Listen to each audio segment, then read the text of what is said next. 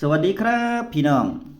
ข่าวล่าสุดในส่วนของเงินดิจิทัลวอลเล็ตมาแล้วเงินดิจิทัลวอลเล็ตล่าสุดเลยนะครับเนาะ21ถึง59ปีเฟส3เฟส4พยาการพอดีได้ข้อมูลจากแฟ้มภาพแฟ้มข่าวขอขอบคุณในส่วนของข่าวสดนะครับเนาะที่เพิ่นได้แจ้งเข้ามาข่าวสดพี่น้องเพิ่นลงข่าวสดรายวันก็เป็นอัปเดตความล่าสุดจากท่านพีรพันธ์ที่ได้ให้ข้อมูลในส่วนของการสัมภาษณ์ว่าล่าสุดเงินดิจิทัลวอลเล็ตไปทิศทางไหนระหว่างวันที่16เฟส3 16ถึง20ปีนี่จะได้มือใดและอายุ21ปีถึง59ปีนี่จะได้ช่วงไหนนะครับเนาะภายในปีนี้บ่หรือว่าเลื่อนไปอีก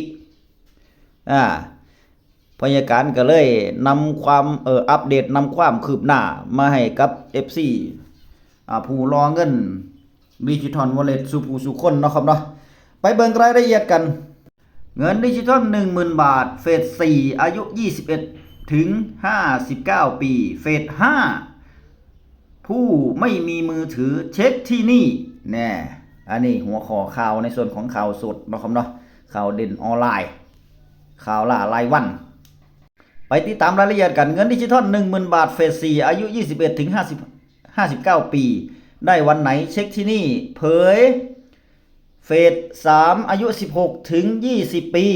ระบบและข้อมูลผู้ได้รับสิทธิ์พร้อมแล้วนะอายุ16ถึง20ปีนี่ข้อมูลเฉพาะข้อมูลเนี่ยพี่น้องพร้อมแล้ว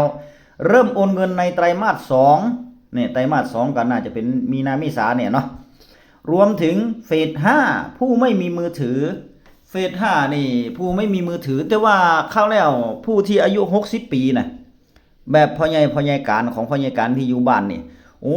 ผู้สูงอายุหลายคนเนี่ยอายุ60ปีนี่ตกหล่นบ่ได้เงินก็มีหลายคนเด้พี่น้องแล้วก็บ่แม่นแต่บ้านพ่อใหญ่การหลายๆหมู่บ้านเห็นบ่ที่เพิ่นลงคอมเมนต์ในส่วนหรือว่า TikTok ในส่วนของโตอื่นๆนะครับเนาะเพิ่นบอกว่าอายุ60ปีแต่ว่าลงทะเบียนไปแล้วแต่ว่าลงทะเบียนไม่สำเร็จนั่นแหละเลยพลาดโอกาสผู้สูงอายุไปอายุ60ปีบ่ได้กันโอ้ยเป็นตารู้ตนพี่น้องเอ้ยเพิ่นจะมีโอกาสปล่อยโอกาสให้กับผู้สูงอายุหรือว่าเก็บตกซุ่มนี้อยู่บ่ก็มาติดตามกันต่อไปนะครับเนาะมาเบิ่งรายละเอียดต่อสำหรับความคืบหน้าโครงการกระตุ้นเศรษฐกิจแจกเงินดิจิทัล 10,000 บาทผ่านดิจิทัลวอลเล็ตนายจุลพันธ์อมรวิวัฒน์รัฐมนตรีช่วยคลังเปิดเผยว่าสำหรับประชาชนอายุ 16 ปีถึง 20 ปี หรือดิจิทัลวอลเล็ตเฟส 3 นั้นส่วนแรกเม็ดเงินและข้อมูลของผู้ที่ได้รับสิทธิ์พร้อมแล้วพร้อมแล้วกระจายเนาะครับเนาะพร้อมแล้วก็ฝากโอนฝากจ่ายเด็กหน่อยมันจะได้ใส่เงินกันขณะนี้กระทรวงการคลังเตรียมรายละเอียดโครงการเพื่อนำเสนอคณะรัฐมนตรีหรือว่าครม.แล้วโดยคาดว่ารัฐบาลจะโอนเงินให้กับประชาชนได้ภายในไตรมาสที่2ปี2568เงินดิจิทัลวอลเล็ตใช้จ่ายผ่านแอปพลิเคชันทางรัฐสำหรับระบบเงินดิจิทัลวอลเล็ตก็เสร็จแล้วเช่นกันโดยเป็นการใช้จ่ายบนแอปพลิเคชันทางรัฐทั้งในส่วนผู้รับสิทธิ์และร้านค้าขณะนี้อยู่ในขั้นตอนของการทดสอบระบบซึ่งอยู่ในเกณฑ์ที่ดีมีประสิทธิภาพแต่ว่าพอใหญ่การว่าถ้าเงินดิจิทัลวอลเล็ตนี่เนาะ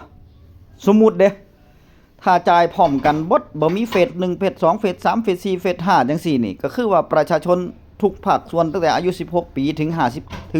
ถึง60ปี70ปี80ปีพุ่นล่ะไปถ้าโอนพร้อมกันปุ๊บนี่พอใหญ่การว่าเงินสะพัดก่อนใหญ่แน่นอนเศรษฐกิจฟุ้งแน่นอนแต่นี่เงินเบิ่งแล้วเงินงบมันบ่ค่อยมีเนี่ยพยาการว่าเพิ่นหานั่นมาเติมหานี่มาเติมเนี่ยเพื่อที่จะให้ได้จ่ายก็เลยได้จ่ายทีละช่วงเป็นเฟสไปน่าจะเป็นแบบนั้นเนาะครับเนาะเหลือส่วนที่เป็นการเชื่อมระบบดิจิทัลวอลเล็ตกับธนาคารนอนแบงก์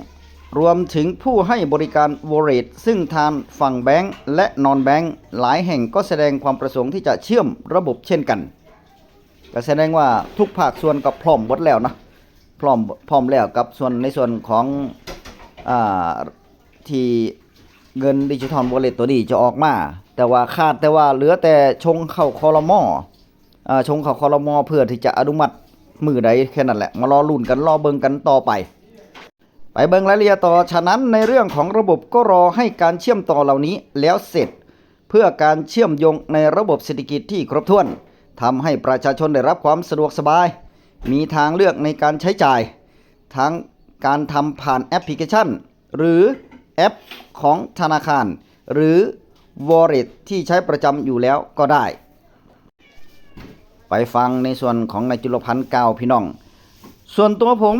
หนึ่งในฐานะผู้กำกับดูแลโครงการก็ได้เห็นตัวระบบแล้วรู้สึกว่าใช้ได้มีฟังก์ชันและกลไกครบถือว่าดูดีเชื่อว่าภายในไตรมาสที่2นี้ก็คงจะได้เติมเงินเข้าในระบบให้กับประชาชนกลุ่มแรกที่ดีรับเงินผ่านดิจิทัลวอลเล็ตได้เช่นกันนายจุลพันธ์กล่าวนะเงินดิจิทัลวอลเล็ตเฟส4ล่ะอายุ21ถึง59ปีได้วันไหนมาฟังพี่น้องมาเบิ่งรายละเอียดต่อพี่น้องนายจุลพันธ์กล่าวว่าขณะที่ประชาชนกลุ่มถัดไปคือกลุ่มอายุ21ถึง59ปีนั้นเชื่อว่าอีกไม่นานน่าจะมีความชัดเจนคาดว่าภายในไม่เกินไตรมาสที่3ปีนี้ปีนี้เด้อพี่น้องเด้อเพิ่นย้ำว่าปีนี้เด้อเนื่องจากว่ารัฐบาลมีเม็ดเงินสำหรับโครงการดิจิทัลวอลเล็ตที่เหลืออยู่ราย1.3 ถึง 1.4 แสนล้านบาทที่ทำการผูกพันงบประมาณไว้บ่น้อยเลยนั่นน่ะ 1.3 ถึง 1.4 แสนล้านบ่เด้เงินแสนล้านนี่เอาไว้ในศาลาโบสถ์เอาไว้ในศาลาวิหารใหญ่ๆนี่เต็มเยอะเลยพี่น้องที่ทำการผูกพันงบประมาณไว้น่าจะต้องใช้ภายในปีงบประมาณ2568หรือภายในสิ้นเดือนกันยา2568ก็แสดงว่าบ่เกินเดือนกันยาบ่เกินเดือนกันยาเนาะครับเนาะถ้ามีความชัดเจนแล้วถ้าเพิ่นเว้าจังซี่ก็มันใช้ไม่เกินสิ้นเดือนเนาะครับเนาะต้องใช้จ่ายไม่เกินสิ้นเดือนกันยา2568ก็แสดงว่าปลายปีไตรมาสสุดท้ายกันยาพฤศจิกาเนี่ยก็สิงหากันยาตุลาพฤศจิกาเนี่ยประมาณนี้พี่น้องเฟส4น่าจะได้อายุ21ถึง59ปีรอเบิ่งทั้งนี้จะเป็นการช่วงเวลาไหนในไตรมาสที่3ก็จะขึ้นอยู่กับจังหวะเวลาที่เหมาะสมเพื่อรักษาโมเมนต์ต้นทางเศรษฐกิจให้มีการเติบโตความต่อเนื่องเงินดิจิทัลวอลเล็ต 10,000 บาทเฟส5กลุ่มคนไม่มีมือถือลงทะเบียนที่ธนาคารไหนได้บ้างอันนี้น่าคิดเด่นอันนี้เฟส5นี่น่าติดตามเด้อแล้วก็เป็นเฟสสุดท้ายแล้วก็เป็นเฟสที่น่ารู้ตนพร้อมเด้พี่น้องน่าสงสารเนาะครับเนาะเพราะว่าผู้เฒ่าหรือว่าผู้ที่บ่มีความรู้ความสามารถบ่มีโทรศัพท์บ่มีสมาร์ทโฟนบ่ทันได้ลงทะเบียนนะครับเนาะซุมนี้เป็นผู้ที่น่ารู้ตนที่จริงมาซุมนี้น่าจะได้ก้อนหมู่พุ่นล่ะพญาการว่านะครับเนาะแปลแต่ว่าปรากฏว่าได้สุดท้ายหมู่เลยเนี่ยรัฐบาลได้เตรียมช่องทางสำหรับผู้ที่ไม่มีสมาร์ทโฟนให้สามารถลงทะเบียนรับเงินดิจิทัล 10,000 บาทได้โดยสามารถลงทะเบียนได้ที่หน่วยงานดังต่อไปนี้ฟังเด้อพี่น้องเด้อผู้ที่บ่มีสมาร์ทโฟนหรือว่าผู้ที่บ่ทันได้ลงทะเบียนดิจิทัลวอลเล็ตนะครับนะ1สถาบันทางการเงินเฉพาะกิจของรัฐ4แห่งมีที่ไหนบ้างนะครับนะก็ลองไปศึกษาข้อมูลเพิ่มเติมเด้อ2ธนาคารสงเคราะห์หรือว่าทอสพี่น้อง3ธนาคารเพื่อการเกษตรและสหกรณ์อันนี้แหล่งข้อมูลในส่วนของที่เฮาจะไปลงทะเบียนผู้ที่ไม่มีสมาร์ทโฟนเด้อพี่น้องเด้อหรือว่าผู้ที่ยังบ่ทันได้ลงทะเบียนนะครับเนาะลงทะเบียนเงินดิจิทัลวอลเล็ตตั้งแต่อายุ16ปีขึ้นมาจนอายุฮอด100ปีพุ่นล่ะนี่แหละครับเงินดิจิทัล 10,000 บาทเฟส3เฟส4เฟส5สำหรับผู้ที่รอเงินนะครับเนาะอัปเดตล่าสุดก็คือสงกรานต์นับจากนี้ไปก็มารอเบิ่งว่าเงินดิจิทัลตั้งแต่เฟส3เนี่ยอายุ16ปีนี่จะได้ตามที่ครม.หรือว่าผู้บริหารเกี่ยวข้องนี่ให้อีหลีบ่เนาะครับเนาะก็มารอเบิ่งว่ามันจะเป็นจังไดต่อไปในส่วนของเฟส3นี่ ในส่วนของเฟส3เฟส4อายุ21ปีถึง59ปีเนาะก็มารอลุ้นรอเบิ่งว่ามันจะได้ช่วงเดือนกันยาบ่ตามที่กรรมการเพิ่นแจ้งเข้ามาเนาะครับเนาะแล้วเฟส5นี่พอยาการเป็นห่วงไงเป็นห่วงเฟส5ล่ะเพราะว่า1บ่มีโทรศัพท์2ผู้เฒ่า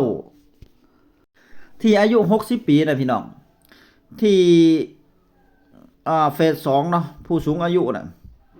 อายุ60ปีขึ้นไปเนี่ยซุมนี้ตกหล่นหลายอายุ60ปีเนี่ยตกหล่นหลาย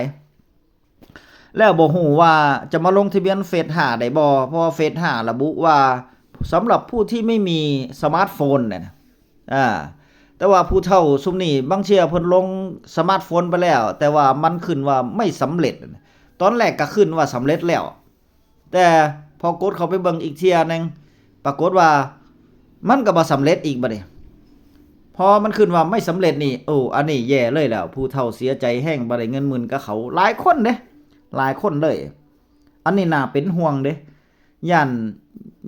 นจะบ่ได้เพราะว่าเห็นการสัมภาษณ์ของนายจุลพันธ์แน่หรือว่าผู้มีส่วนเกี่ยวข้อง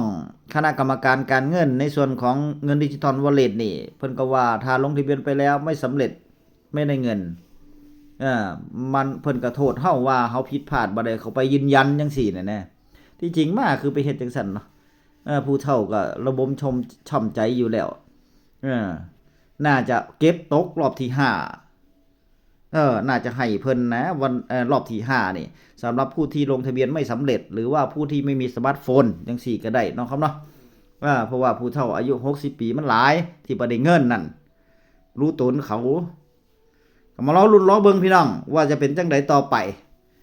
เอาคลิปหน้าพ้อกันใหม่คลิปนี้สวัสดีครับ